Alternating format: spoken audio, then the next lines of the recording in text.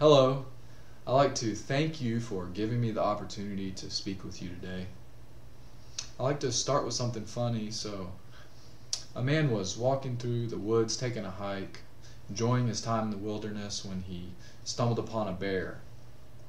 The bear's eyes were glazed over and he was salivating, and the fellow recognized the bear must be hungry.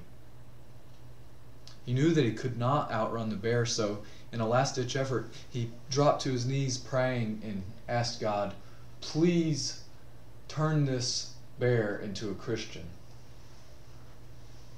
A moment later, the bear looked up to the heavens and said, "Thank you, God, for giving me this meal."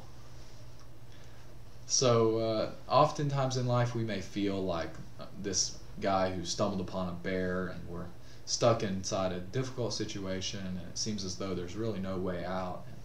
We feel discouraged, and we feel like giving up. But if you look back through the difficult times in your life, you can see there always was a way out. There's always a way to get through the rough times, and the thought that there isn't a way out is absurd, and it's very misleading. So I want to talk to you today about the importance of stepping out of the type of thinking that makes you feel stuck and into the understanding that really all things are possible. The degree to which our thinking colors our day-to-day activity and our quality of life at large is astounding. And if we want to make a positive change in our life, we have to start with our thoughts. The person who says, "I can't do it," happens to also be the person who ultimately can't get the job done. Conversely, the person who believes there must be a way and decides to give it a shot is the one who uncovers that way and finds success. Often we don't analyze our mental attitudes and make appropriate adjustments because we don't even know that the origin of all our actions is in our mind. The power of your mind can be likened to nuclear energy that can provide electricity to millions of people, or through misuse can lead to undue destruction. When you ask yourself, how can it be done?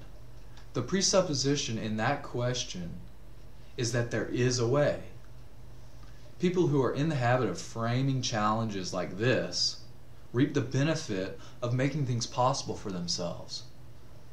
The mind responds to this question by coming up with all sorts of various possible solutions to the problem at hand. On the other hand, when you say to yourself, "It's impossible," you step into a perspective where no possibilities exist. It's not surprising then that you can't make anything happen through this negative mental attitude. The trick in life is to always be pursuing some dream or some goal, anything that inspires you to work toward its attainment. When you have a real desire to achieve something, whether it be financial, marital, spiritual, fitness related, whatever it might be, and you combine that with a positive mental attitude saying to yourself, "I can do it," then you will find the way. As you remain committed to seeing your goal come to fruition, the various pieces will come together bit by bit, and eventually you'll find yourself in possession of whatever you set out for.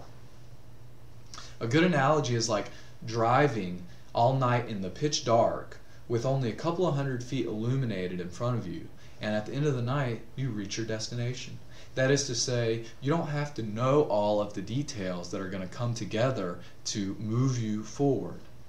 You only have to know what it is that you want, believe that it's possible, and take the first step.